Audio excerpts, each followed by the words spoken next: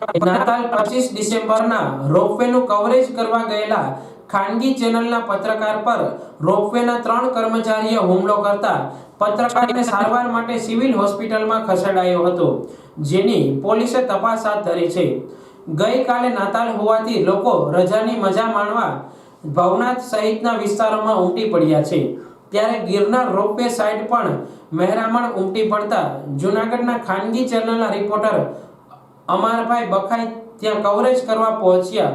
તે સમયે રોપવેના સંચાલકો દ્વારા ગેરવર્તન કરી પત્રકારને માર મારવામાં આવ્યો. પત્રકાર અમાર બખાઈએ જણાવ્યું હતું કે બપોરના 12 વાગ્યાના સમયે ભવનાથ રોપવે સાઇટ પર કવરેજ કરવા પહોંચ્યો ત્યારે રોપવે સાઇટની બહારથી કવરેજ કરતો હતો. ત્યારે ત્યાં અચાનક જ એ રોપવેના કર્મચારી આવી અને તું કોણ છો, શા માટે શૂટિંગ કરે છે? ત્યારે આ પત્રકારે કહેલું કે એક ખાનગી ચેનલમાં ફરજ બજાવું છું અને રોપવે ભીડનું કવરેજ કરવા આવ્યો છું.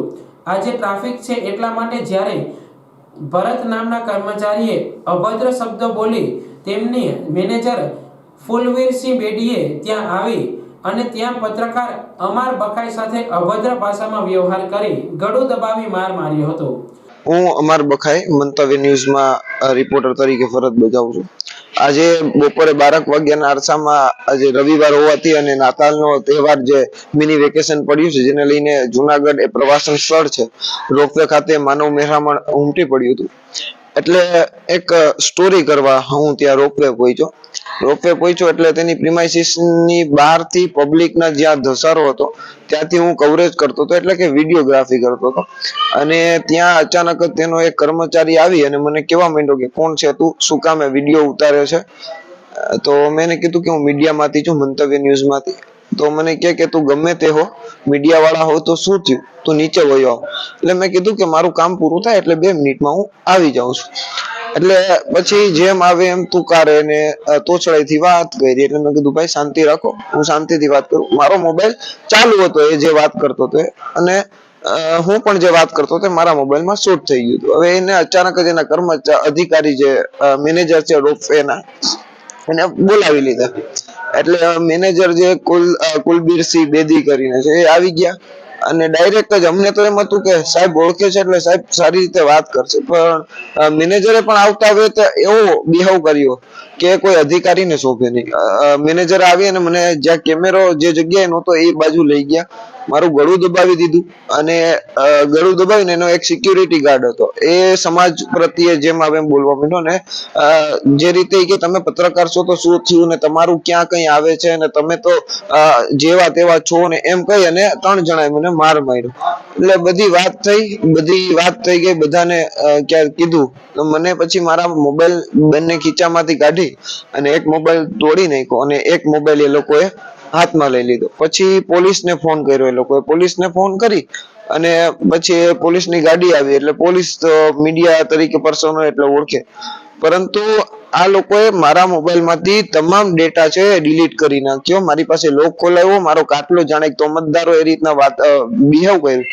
એટલે આ જે કર્મચારીઓ છે રોપવે વાળા, એ ખરેખર આ રોપવે કંપની અહીંયા પત્રકારો સાથે આ રીતના કરે છે, તો આમ જનતાની શું હાલત થતી હશે?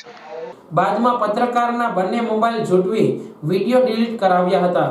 ત્યારે ઈજા પામનાર પત્રકાર અમાર બખાઈને સારવાર માટે સિવિલ હોસ્પિટલ ખસેડવામાં આવ્યો હતો અને જ્યાં તેમને ડોક્ટર દ્વારા સારવાર આપવામાં આવી રહી છે. હાલ આ બાબતને લઈ જૂનાગઢ પોલીસ દ્વારા ફરિયાદ નોંધાવવાની તજવીજ હાથ ધરવામાં આવી છે. મારું નામ સોહેલ સિદ્દીકી. આજ રોજ જુનાગઢ જેવી ધરતી ઉપર એક દુઃખદ ઘટના સામે આવી છે. એ છે ઉષા બ્રેકો કંપની દ્વારા જે રોપવેનું ચલાવણ કરવામાં આવે છે, ત્યારે એ રોપવે કંપનીના જે તહેવારોને લઈને જે રોપવે ઉપર જે પ્રવાસીઓ બહારથી આવે છે તેનો ઘસારો ખૂબ જ હોય. તો આ અંગેનું કવરેજ કરવા એક નવયુવાન પત્રકાર જ્યારે પ્રિમાઇસીસની બહારથી જે કવરેજ કરતો હોય ને ફોટોગ્રાફી કરતો હોય, શૂટિંગ કરતો હોય, ત્યારે રોપવે કંપનીના મેનેજર સહિતના 3 લોકો લોકોએ એના ઉપર ઢોર માર મારી અને એનો કેમેરો ઝૂંટવી અને એનું જે ડેટા છે ડિલીટ કરી નાખ્યું છે, તે કેટલી ગંભીર બાબત છે. જ્યારે પત્રકારો હોય છે તો એ પત્રકાર છે એ સમાજનો અરીસો હોય છે, તો જે સમાજનો અરીસો છે એ સમાજને સામે લાવતા હોય છે. તો આવા પત્રકાર ઉપર જે આવી રીતના હુમલો કરી અને એક ગંભીર બાબતનું નિર્માણ કર્યું છે આ લોકોએ, તો આની સામે કડકમાં કડક પગલાં લેવા જોઈએ. અને આ જો તાત્કાલિક આ અંગે પગલાં લેવામાં નહીં આવે તો આની અસર છે એ બહુ ખરાબ પડશે અને સમાજમાં આવતીકાલે કોઈ પત્રકાર છે આવું કરવાનું બહુ મુશ્કેલ થઈ જશે એના માટે. એટલે પત્રકારો માટે પણ એક સલામતીનો ઓલું કરવું પડશે અને આ અંગે તો પોલીસ તંત્ર પર તાત્કાલિક ધ્યાને લઈ અને તાત્કાલિક આ અંગે અમલવારી કરે તે જરૂરી છે. નહીં તો આવનારા દિવસોમાં જલદ આંદોલનના એંધાણ પણ વર્તાઈ રહ્યા છે.